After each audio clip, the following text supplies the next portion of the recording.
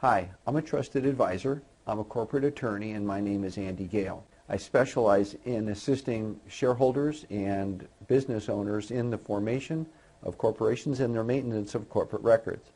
This week I had a call from a client who owned a small business corporation. He was a 50% shareholder with another person and they'd run into a problem. It's not an uncommon problem with shareholders of corporations, but when they originally formed their corporation, they decided that they wanted to be 50-50 owners.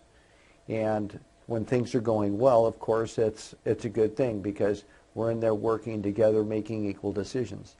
The problem, however, arose in the situation where the two shareholders had a disagreement as to what ought to occur on a business matter in relationship to the corporation.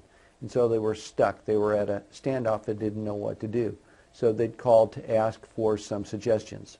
I told them that I thought that they had basically 4 different directions to go. The first place they needed to look is to see whether or not in their corporate records they had a document called a dispute resolution agreement.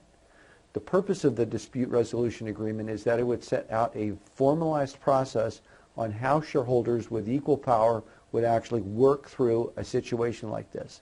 And if there is such an agreement in effect, it is those rules that must be followed. The second place they should look is in the bylaws of the corporation. The bylaws of the corporation are essentially the framework for exactly how operations will run within the corporation. One of the pieces of the framework is how do we do meetings? There are 2 kinds of meetings. There's annual meetings and special meetings. In this case, there would probably be a special meeting, and there'll be a process set out in the bylaws on how exactly that meeting should be run in terms of when do we give a notice, how much time notice must be given, exactly what the agenda items will be. But it's a very good idea when shareholders get stuck to formalize the discussion process by exercising the right to call a special meeting and having the special meeting to discuss this particular issue.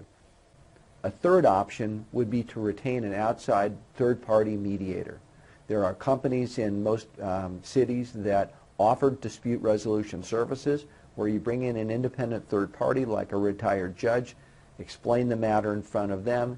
The judge would formalize the process and assist the shareholders that are stuck in coming to a resolution of the problem that would be mutually satisfactory to both parties. And finally, the fourth way to approach it would be, if necessary, the 2 shareholders could agree to actually dissolve the corporation.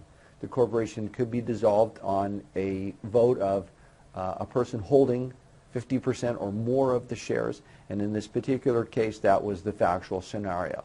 That, of course, is probably the worst of all of the solutions, and ideally one of the other 3 things that we discussed earlier would be the most effective way for the shareholders to move beyond the problem and get back to running their company.